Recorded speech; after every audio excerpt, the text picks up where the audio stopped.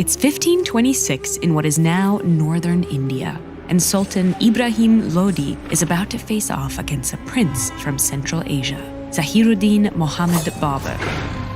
To quash the threat, the Sultan brings his war elephants to battle. But it's said that the explosions of Babur's cannons and muskets startled the elephants, and they trampled the Sultan's own army. Babur had long harbored ambitions of building his own empire. Though he was descended from some of the world's most successful conquerors, he struggled to gain a foothold among the many ambitious princes in Central Asia. So he turned his attention to India, where his descendants stayed and built the Mughal Empire, one of the wealthiest and most powerful states in the early modern world, and home to nearly a quarter of the global population. Babur died just 4 years after that fateful battle, but his own memoirs and the work of his descendants immortalized him in colorful fashion. His daughter, Gulbadan, recalled in her own memoir how Babur, having recently given up drinking, filled a newly constructed pool with lemonade rather than wine.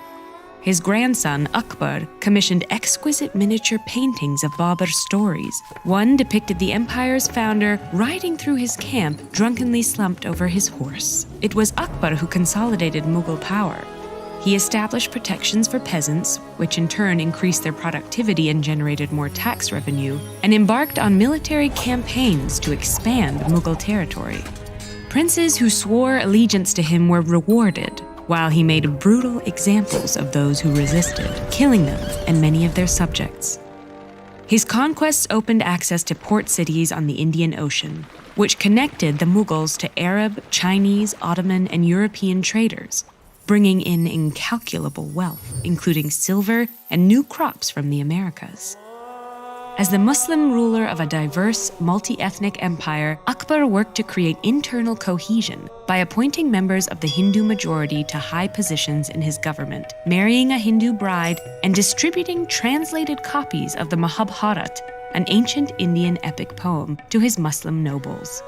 Akbar also hosted lively religious debates where Sunni and Shia Muslims, Hindus, Jains, Zoroastrians, and the newly arrived Portuguese Jesuit missionaries defended the merits of their respective faiths. While most participants viewed this as an intellectual exercise, Portuguese missionaries were disappointed by their failure to convert Akbar.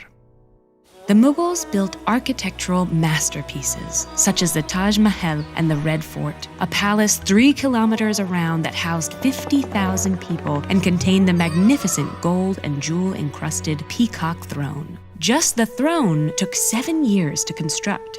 During its first 180 years, the Mughals had only 6 rulers, which contributed to the empire's stability. When the 4th Emperor Jahangir struggled with alcohol and opioid addiction, his wife Nur Jahan took the reins as co-ruler. When a traitorous general captured her husband in an attempted coup, she negotiated his release and rallied the army to stop the rebellion.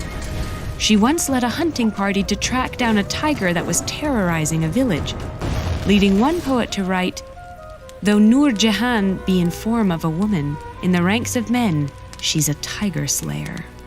Following the death of the 6th Emperor Aurangzeb in 1707, 7 emperors took the throne over the next 21 years. These frequent transitions of power reflected the larger political, economic, social, and environmental crises that plagued the empire throughout the 18th century.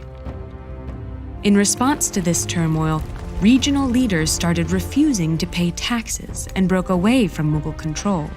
The British East India Company offered military support to these regional rulers, which in turn increased the company's political influence, enabling it to eventually take direct control of Bengal, one of the wealthiest regions in India.